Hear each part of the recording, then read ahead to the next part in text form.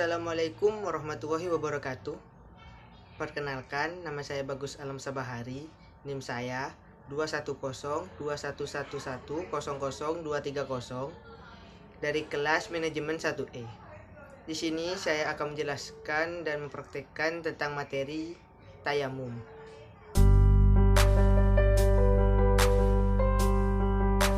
Yang pertama, yaitu pengertian tayamum.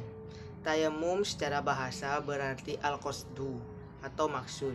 Sedangkan dalam istilah, tayamum adalah sebuah peribadatan kepada Allah Subhanahu wa taala berupa mengusap wajah dan kedua tangan menggunakan seluruh permukaan bumi yang dapat digunakan untuk bertayamum, baik yang terdapat di tanah, di atasnya ataupun tidak. Jadi, tayamum dapat dikatakan yaitu cara bersuci dalam Islam yang digunakan untuk menghilangkan hadas kecil ataupun hadas besar sebagai pengganti wudhu tanpa menggunakan air karena sebab keadaan mendesak.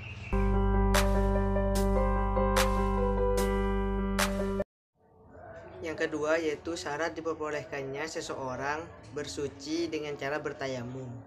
Yang pertama, jika tidak adanya air atau dalam keadaan musim kemarau.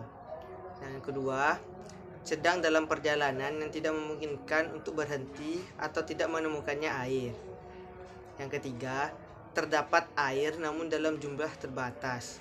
Selain itu, ada juga kebutuhan lain yang memerlukan air, seperti untuk minum atau memasak. Yang keempat, yaitu adanya kekhawatiran jika bersuci dengan air akan membahayakan badan atau semakin lama sembuh dari sebuah sakit. Atau dapat dikatakan yaitu sakit yang tidak diperbolehkan untuk menyentuh air. Yang kelima yaitu tidak mampu bergerak untuk mengambil wudhu.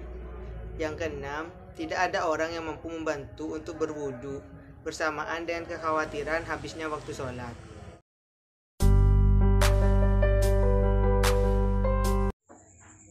Yang ketiga yaitu rukun tayamum. Rukun tayamum dibagi menjadi 5. Yang pertama yaitu niat. Niat bertayamum dapat disesuaikan dengan tujuan kita bertayamum seperti sholat, membaca Al-Quran, bersuci dari hadas, atau yang lainnya. Yang kedua yaitu sya'id, tanah berdebu yang suci, dimana saat bertayamum kita diwajibkan untuk melakukannya dengan tanah atau debu yang suci. Yang ketiga yaitu mengusap bagian wajah. Berbeda dengan berwudu, dimana dalam bertayamum ini disunahkan untuk sekali saja dalam mengusap wajah. Yang keempat yaitu mengusap kedua belah tangan sampai siku. Dan yang terakhir yaitu continue atau dilakukannya secara berkelanjutan dan tidak ada jeda waktu yang lama antara mengusap wajah dan mengusap kedua belah tangan.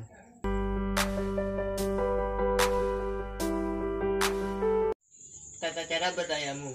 Di sini saya akan mempraktekkan bertayamum dengan menggunakan debu yang ada di tembok. Pertama-tama, letakkan telapak tangan di permukaan debu dengan posisi telapak tangan atau jari-jari tangan merapat. Sembari mengucapkan niat untuk bertayamum, yaitu nawaitu tayammuma listibahatis sholati lillahi ta'ala. Niat dapat disesuaikan dengan tujuan kita bertayamum atau bersuci. Misalnya tujuan untuk sholat, untuk membaca Al-Quran, membersihkan hadas, dan lainnya. Setelah itu, angkat telapak tangan. Jika terasa debu yang ada di telapak tangan terlalu tebal, maka diperbolehkan untuk meniupnya. Setelah itu, usap telapak tangan ke permukaan wajah sebanyak 1 kali secara merata. Selanjutnya, letakkan kembali telapak tangan dengan posisi jari-jari tangan merenggang permukaan debu. Setelah itu, angkat permukaan tangan. Jika terasa debu yang berada di telapak tangan terlalu tebal, maka diperbolehkan untuk meniupnya kembali. Setelah itu, letakkan telapak tangan kanan di atas punggung tangan sebelah kiri, lalu mengusapnya sebanyak 1 kali sampai siku-siku.